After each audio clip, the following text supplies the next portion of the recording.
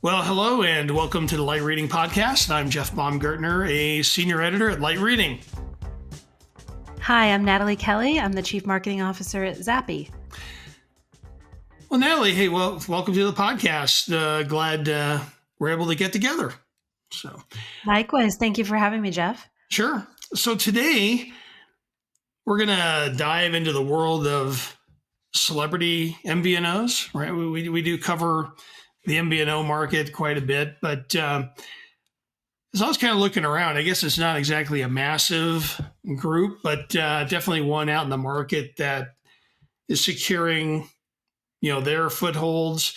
And then just a few weeks ago, we learned about the coming of Trump Mobile and their service that's on the way, and the plans to offer like a gold-hued phone for sale. But more details, I guess, as we get closer to the launch. I think they're talking like September, so we'll see if that happens. But as I kind of look into that market, I think it seems that there's only so much flexibility and differentiation that these services can offer.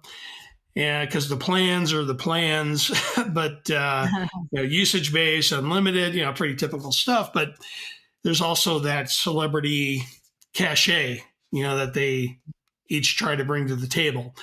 And so that's going to be our focus for today. Kind of like what that market looks like, what they can do or how they're differentiating in the market, and really how much weight having that celebrity connection can bring to the table. So I guess just to kind of set the table a bit, Nataly, just share a little bit about yourself and about Zappi and what you're focused on, and then we'll try to tie that into the celebrity MVNO discussion. Sure. Great. Thank you, Jeff. Yeah. So I wouldn't consider myself an MVNO expert, but I definitely have some data to share and some insights that could be helpful for anyone interested in this topic. Thanks to my work at Zappi, where I'm the Chief Marketing Officer. Zappi is, for those who aren't familiar with us, a consumer insights platform. So we help brands with consumer data and getting fast, high quality access to consumer data to fuel their advertising, their innovation, their brand tracking. And we partner with more than 350 global brands. We do have a lot of telcos in our portfolio, but we also have a lot of other consumer brands like PepsiCo, McDonald's, Heineken, those types of consumer packaged goods companies as well. And what our data enables them to do is stay closely connected to where the consumer is headed, what they're thinking about, why they're making certain decisions, and using that data to inform their strategies as they build marketing campaigns, launch new products, develop their ads, et cetera. So that's kind of the background and what I hope to bring to the discussion today. Yeah, so pretty much the whole gamut here, it sounds like, across consumer. I don't know about business side. You had mentioned telcos, but it seems like a pretty large, kind of broad scope that you're looking into. Yeah, to kind of help with these with the brands. Okay, and and I just we'll be talking about mobile today, and really, I think that market's really never been as competitive as it is right now. Lots of different MVNOs are out there. The big three are out there. Then I cover cable quite a bit, and Comcast and Charter, they're having a lot of success in getting out there. Some other cable operators are jumping in there as well, planning and launching products here in the last few months.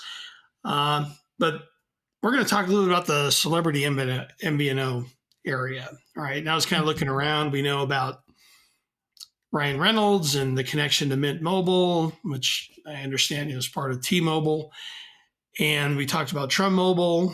And there's also another service out there called Smartless Mobile, which has the backing of Jason Bateman, Sean Hayes, and Will Arnett. So I guess those are prime examples, but are there any others in the group that we should be thinking about? Or, and I assume we can consider Trump Mobile like like in that celebrity category. Yeah. I mean, this is basically a bunch of individuals using their personal brands, their celebrity, their notoriety, to attach to a product and hopefully benefit in some way. Many of these are brand ambassadors. Some of them are just paid for an ad spot. Many of them are actually investors, like Ryan Reynolds was in Mint Mobile, which was acquired then by T-Mobile. And so, how the celebrity relates to the brand, really relates to what stake do they have in it? Are they just, being paid for an ad spot, or is there more money on the other side of it for them? It's interesting because we see this happen with, say, Francis Ford Coppola has a winery, then, in his own brand, and then suddenly other celebrities have, their own wine brands and they're investing in wineries. And Sarah Jessica Parker has her own wine Spirits. label. Yeah, Yeah. exactly. And Yeah. spirits as well. We see that a lot in the alcohol space. Mm-hmm. And we're seeing it now happen more in, mobile. And it's interesting.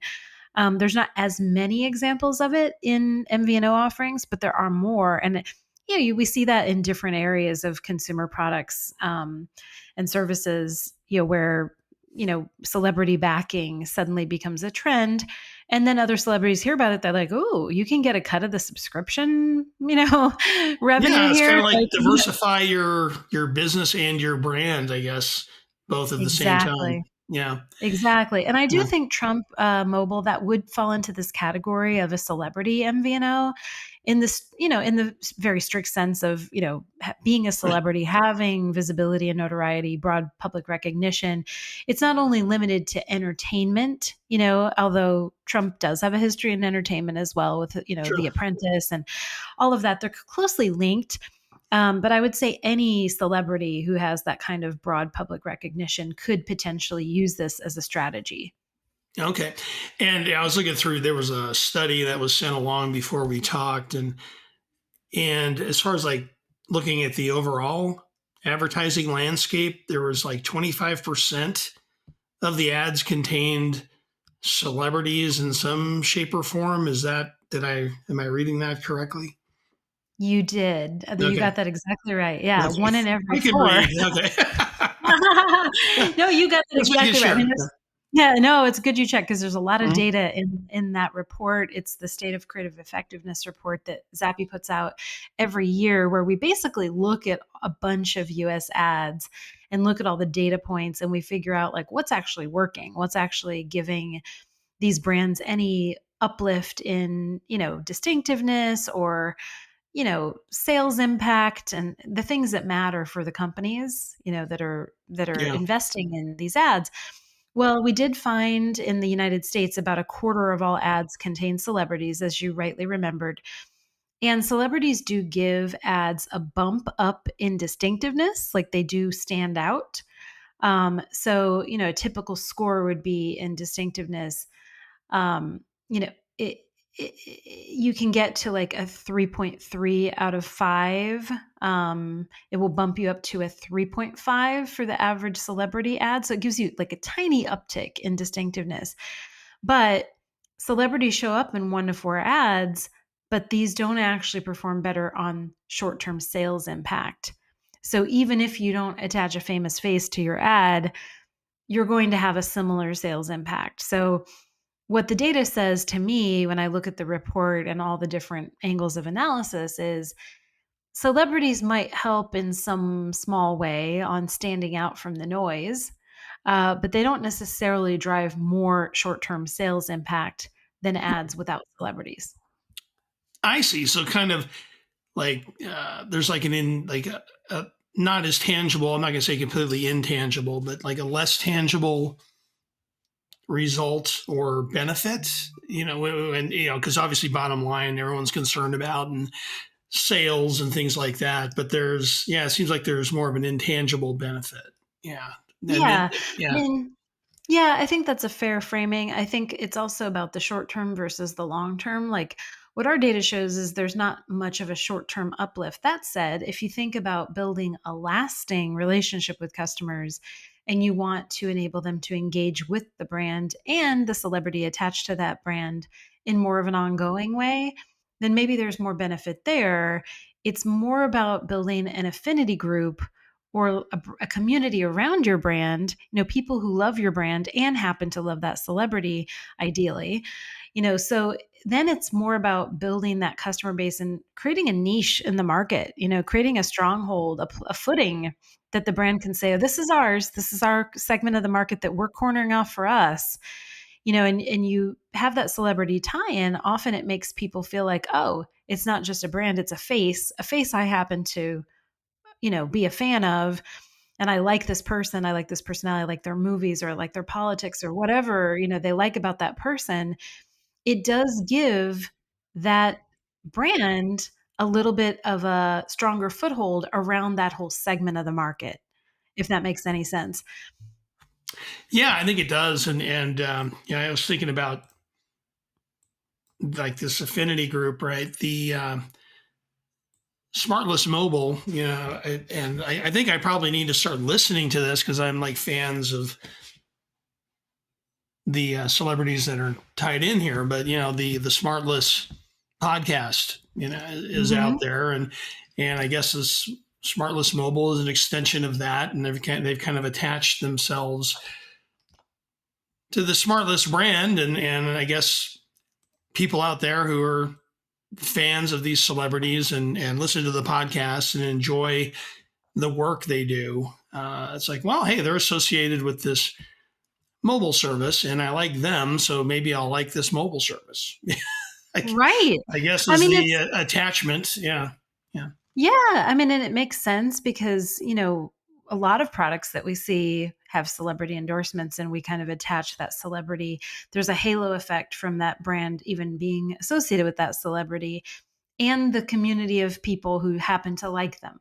So Smartless Mobile is a great example because it's got celebrity backing from Jason Bateman, Sean Hayes, Will Arnett, and so anybody who's a fan of them is going to think, oh, that's kind of cool. A lot of it is even just being, for a lot of these competitive spaces, even having a way to stand out and be seen as different, especially when it's a commodity that you're selling, it can be really helpful for a brand to have something that's distinctive, even if it's, an investor who is a celebrity and is going to, participate in some of the brand campaigns that they're doing. It really does kind of bond the consumer more to the brand by virtue of having a famous face attached to it that people like. It's really that simple. Yeah. Yeah. And you had mentioned the distinctiveness benefit of having a celebrity attached to a service or a product. Uh, and in the relationship to sales or not. But Yeah. Yeah. yeah, but when you kind of put it all together, I mean, how much differentiation does that really give them? When it comes to what they're offering, particularly in mobile, right? Because I think pricing is still paramount. I think for anybody or for a lot of consumers that are buying service or looking to switch. But their packages are really limited, by the whatever underlying MVNO agreement that they have. So, there's certain, I don't say barriers, but, like limitations on what they can do. So, is there enough there, do you think, to get them over the top, and thinking back to like Mint Mobile and their association with Ryan Reynolds. Yeah. Yeah, it's a tricky one. Like, I'll put my marketing hat on and think about other consumer products and services. What is tough in markets that are very price sensitive and that have to compete a lot on price, especially things that are kind of fundamental, that people need in their lives and depend on, like mobile service Mm-hmm. providers. It's tricky because no brand wants to be seen only as the cheapest option. because that kind of, if they back themselves into a corner on price, then how do they grow from there? Then it's a race to the bottom in terms of price. And then it can affect the customer experience if you keep removing things that, are benefits to the product offering. Then, you can run yourself into a place where you're only competing on price, and that makes it really tough for a brand. So I think what some of these companies are trying to do is make sure that they know there's money there. They know there's a market. How do they gain market share without making it all about price? It's really hard, especially when technology, a lot of the things that are, maybe adding value in one place, it's easy to copycat. So they're trying to create a distinctive brand and stand out in a way that's different to make the consumer feel like, hey, maybe there's something different here. And, or, if all the prices are the same and the packages are roughly the same and it's like $1 difference here, $1 difference there, Hmm.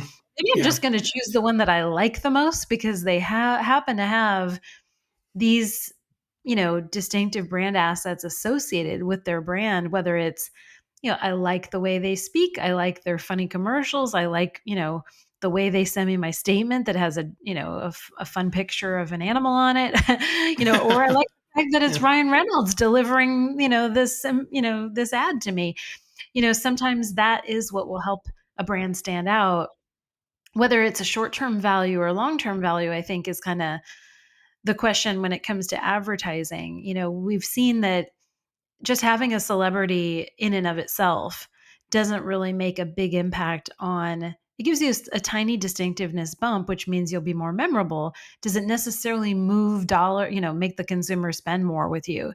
Not in the short term, but in the long term, what a lot of these companies are trying to do is carve out a niche, carve out a segment of the market that they can own, and try to really make sure that they can protect and defend that segment and hopefully grow it without it all being about price.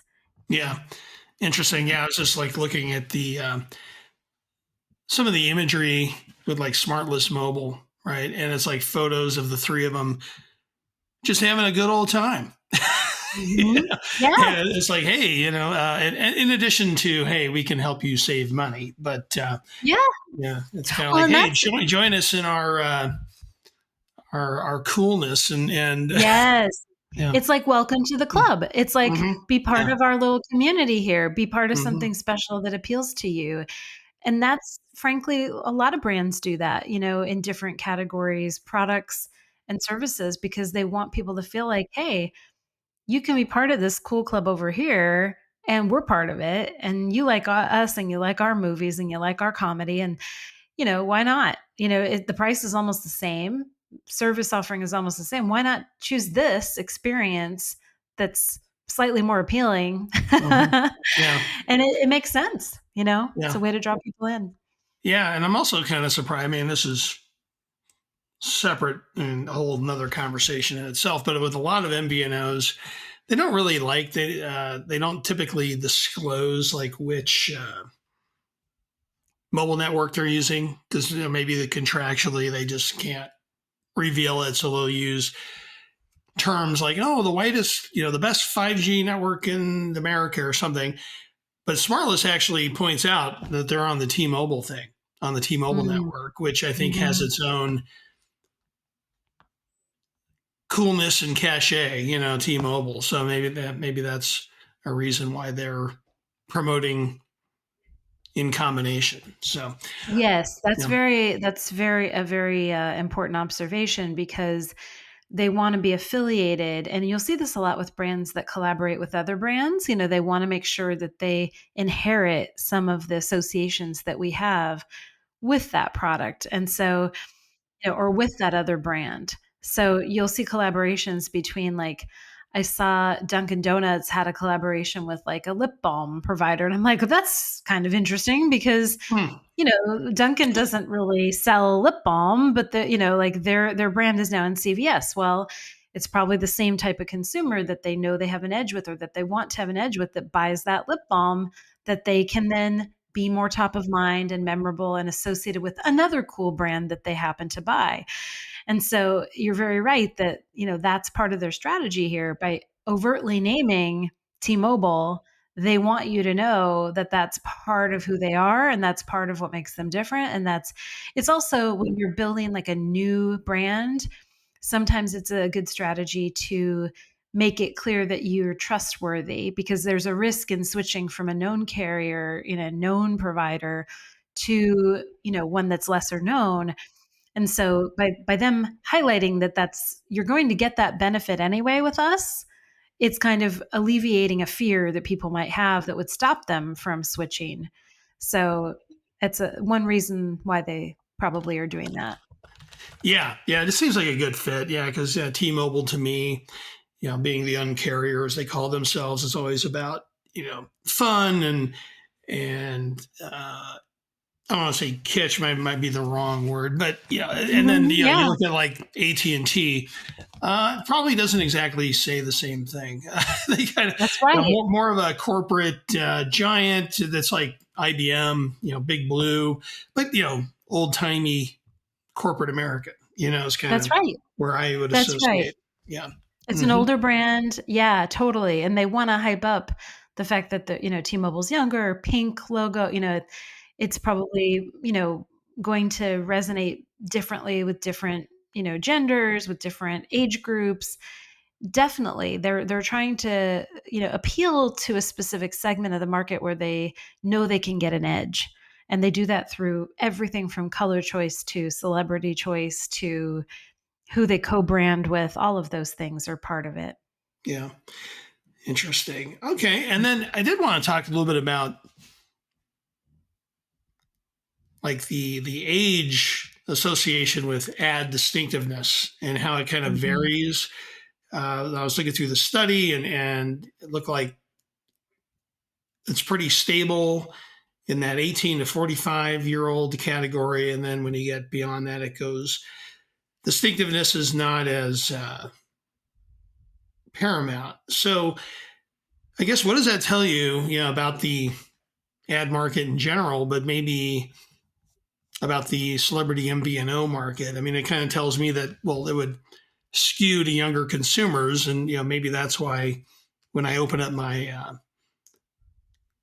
AARP magazine, I see consumer cellular everywhere. Yeah. Mhm. Yeah. Yep. Oh, totally. Yeah. I mean, what's interesting about that stat, that ad distinctiveness tends to stay relatively stable in that 18 to 45 category, which is a pretty broad category, Yeah. pretty Yeah. large age range. What I think the flip side of that is basically that there's an age cliff. At age 46, the level of effectiveness of advertising really goes down after age 46, after the consumer reaches age 46. Now, interestingly, a lot of the consumers at age 46 are at like peak earning years and have more disposable income than they've probably ever had in their lives. And so they're an important category. But how you reach them as a marketer is a little different and harder because they're not as easy to influence. By then, a lot of people have kind of locked into a brand that they like, I'm set in my maybe ways. Yeah. Yeah. yeah, they're maybe more Yeah. set in their ways, but also they've also just been exposed to a lot of advertising. So the typical tricks that advertisers use are not necessarily going to resonate with them. But also, a lot of the change comes from those younger demographics in every category, and they tend to be the early adopters of trends. And so the over 46 age group is usually a little more reserved and not as willing to just take a risk on a fly by night celebrity backed, Yeah. product for various reasons. But I think it's a combination of factors. They're more jaded. They've seen more. They have more history of looking at advertising and kind of maybe they know themselves better at that point. They're like, I don't really need to switch, to feel good about myself or to I, feel like I'm part of a community. I you can know, detect. I think your BS detector is a little more fine tuned as you age. Yeah, it's true. And on the flip side, marketers are thinking, well, where do I get an edge in the market? I know that over 46 is going to be harder to move. I have to invest more. I have to spend more. I can probably shift this younger category a lot more easily. But, that might only be a way in, but then how do they influence beyond that into older demographics? So, also, the value proposition that different brands will have is going to resonate differently with different groups. So like if you're very price conscious and you're earlier in your career and you haven't kind of you're having trouble even making your rent, maybe Mm-hmm. the message is going to be different. Whereas somebody over 46, it may, there's obviously people who are going to have a hard time making their rent at all ages, but it's probably not that they're just starting out, so it's going to just be a different mix of concerns and what people value at different, in different ratios across different demographics. So what's interesting is in times of inflation, that's when marketers and brands have an opportunity to do something different because people are naturally looking to lower their costs, lower their, expenses in those times. And so that's when marketers are like, "Oh, how can I use this as an opportunity to gain some market share right now? And is there a promotion we can run or is there, a way that we can offer the product differently to appeal to that need that's very time sensitive but very acute for people?" Okay. Well, and Yeah. I was looking too the date, like it was like the other way around when it came to brand recall, right? Like above 45, like 46, there was like more brand recall in that 46 and older group. Uh, and I was kind of wondering like what's important about that. Is it, uh, their attention isn't as fragmented due to social media, maybe not the stereotype that people above 45 are just a bunch of Luddites, but I mean, maybe there's some common, some things to kind of draw on to create some, some general findings there. Yeah. Yeah, it's interesting because you're right. The study did show that it flips in the opposite direction when you talk about recall brand. Like how likely are they to remember which brand that ad even was about? Mm-hmm. What's interesting is as humans, the more exposures we have to a message from any brand, the higher our likelihood of remembering it is. And so it makes sense that as you're older, you've had more exposures and impressions to different brands, and therefore you're more likely to remember the ones because you simply lived longer and had more opportunities to drive by, see them on a billboard, open a magazine, see their ad, watch television, see, you know, and also with younger people, they tend to be more digitally savvy and they might be paying it more attention to like mobile ads. And a lot of companies haven't, done as much mobile advertising as they have like traditional advertising. So there could be some of that playing into the reasons behind that. Um, because your memory does decline as you get older, so it doesn't make immediate sense that brand recall would be higher as you Mm-hmm. get older. But Yeah. what does make sense is that you've had more repeated exposures, and that does increase your mental availability for a brand, because you've simply had more exposures to it that are showing up in your memory. So that's something kind of interesting, I think, about that. What's interesting on the celebrity front is that celebrities can help change that. If they're used correctly, along with what we call DBAs or distinctive brand assets that help make the brand recognizable and memorable in the mind of the consumer. That is a strategy that marketers use to try to ensure that their brand is top of mind. I see. Okay. Yeah, Yep. it's just kind of interesting to see the differences, yeah, in terms of how these age groups kind of differ in terms of the effectiveness of distinctiveness or brand recall. Yeah. Mhm.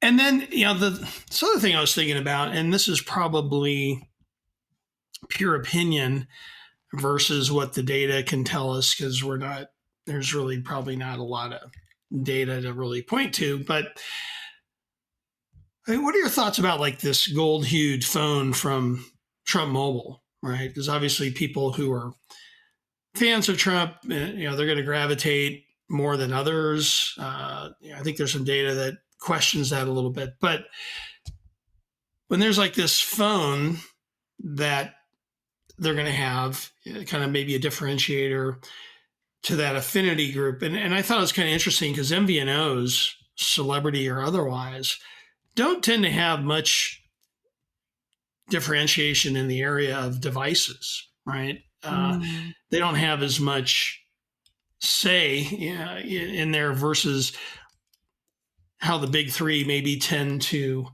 promote offers, around new devices. So, I don't know how that's going to fit into branding and anything, but I just kind of wondered what you thought about that. Is that going to be a differentiator in its own for people who would gravitate to that offering Yeah. here as it launches in the Yeah. next month or so? Yeah. I actually do think it will be an important. I mean, obviously depends on the execution, right? Depends on how what it looks like, and is it visually appealing, and do people like it, even the feel of it, et cetera, et cetera. Um, I don't know enough about what it's going to look like to say, will it be a game changer? But I do think that it's actually a pretty good idea to test this as a way to provide a visible signal to anybody that's a Trump Mobile customer that, "Hey, I can lift up my phone and you can see instantly that I am attached to Trump Mobile." Like, that is something new, and that's kind of an interesting, innovative idea. Um, you know, it's it's related to those distinctive brand assets that I talked about before, like, I'm guessing that there will be, a signal that it's, like, Trump approved, a gold smartphone made in America. It's very Trump Tower has a lot of gold. Like, gold has always been part of the, Trump branded assets and Trump branded products. So I think that that is something that is memorable and differentiated. Will it be a game changer? I don't know. I do think that it's part of the appeal of the overall service, and I think it's always interesting when you can attach a service to a physical product that's used to deliver that service and to differentiate it in some way. And I think anything that is like a limited time offer or something special, distinctive, people really care a lot about their phones. I mean, all of us, if we lose our phone, it's like losing our life. We carry so much information and relationships and everything on our phone that it is a big part of your personal identity. And so I think it's actually a smart idea to do that and to have, something that's visually distinctive attached to the actual phone. It could be a good way to create that affinity with a specific group that shares some of the same values. It's not a bad idea. Yeah, and maybe this is maybe not the perfect way to think about it, but I just like, oh, maybe this is like the Cybertruck of the smartphone world. I mean, because when I see a Yes. Cybertruck on the road, I don't. I mean, I give it a second look when I see one on the road because I mean it's Yeah. so distinctive compared to a lot of other vehicles on the road. Yeah. So. That's right. I mean, people, when they purchase products, are signaling what they value. And, interesting because a lot of younger generations already do this with, the brands that they wear, even like the cosmetics, anything that they choose, how they personalize things too. But what's interesting about this is, this is something that could span many demographics.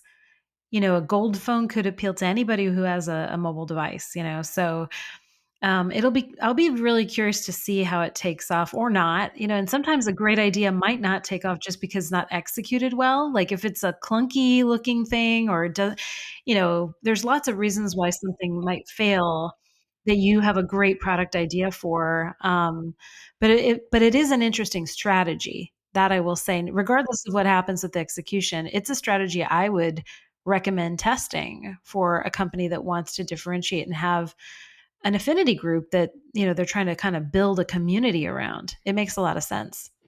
Yeah, yeah, and like you said, there's still a lot of unanswered questions. Like, will it be a good product? Does it actually work? Because really, all we've seen is the rendering of what it's supposedly going to look like. Yeah. And I'm sure as soon as it becomes available and people get them in their hands, the reviews are going to start pouring in. So it'll be interesting to see what they say about it in terms of, well, Yeah. okay, it looks interesting, but yeah, how, it's just probably just going to be a fairly standard Android device, given the price and everything.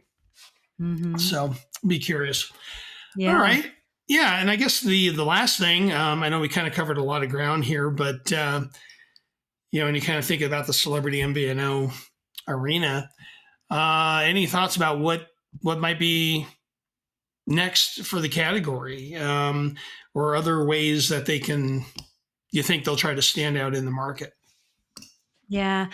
Well, I think it's interesting. We're seeing this trend like we've seen in alcohol, with tequila or wine or, whatever alcohol brands. There's so many celebrities now that endorse those. And we've seen celebrities attached to food brands and we've seen celebrities attached to, various different consumer products. I do think this is an interesting trend, now that we've got a few proof points with not only Ryan Reynolds, but with Smartless and Trump Mobile. Is that going to continue? Will there be more celebrities investing in the brand and becoming synonymous with the brand? It's an interesting way to think about building loyalty, and visibility in the case of something like a gold phone. So I think that's really interesting. I also just am curious about where things will head with this price conscious consumer. This category of advertising tends to be creatively pretty stagnant. It's usually built on promotions and messaging that's kind of bland. And so, when 57% of consumers say they'll stop buying new phones if prices just rise by 10%, that old playbook of just bringing those customers in the door with promotions and hoping they'll stay with you definitely needs to evolve. So, I do think that's something that's interesting about this whole bucket of celebrity interest in mobile plans, smartphones. I think that's really interesting. I also think this whole celebrity MVNO topic has potential to turn something that is a commodity into a community, like we've talked about in this conversation today, Jeff. It's, the real standout that we've seen at Zappi in our research is Mint Mobile because it leads with marketing that breaks the fourth wall. It's got critical commentary on the industry. Meanwhile, Trump Mobile is using nationalism as a selling tool. So, these brands are tapping into cultural moments, but they're leading with the emotion that they're trying to evoke from people and making sure that that emotion lands and that their brands are associated with that emotion and that emotional quality. So, pretty interesting for me as a marketer to see this unfolding when it's not really an area I would have guessed we would see celebrity involvement in. Yeah. Yeah, yeah, and as I was doing some more digging, I'm like, oh, okay, I didn't even, Smartless Mobile hadn't even been on my radar really, or just hadn't popped up until we were going to have this conversation. I was like, oh, let me look into this. I'm like, oh, all right, I'm learning quite a bit here, and that's an interesting part of the market, as you said, is going to evolve. So we'll definitely keep an eye on that. And because, like I said in the very beginning, yeah, the mobile market has never been as competitive as it is today, and primarily because of all the MVNO options out there. So, uh, Yeah. so great. Well, Nataly, yeah, I think that's where we're going to leave it for today. But it was great to have you on the podcast and be our guest. And thank you for providing your valuable insight into this topic. It was a lot of fun. Oh, my pleasure, Jeff. Thank you so much for having me. Sure thing.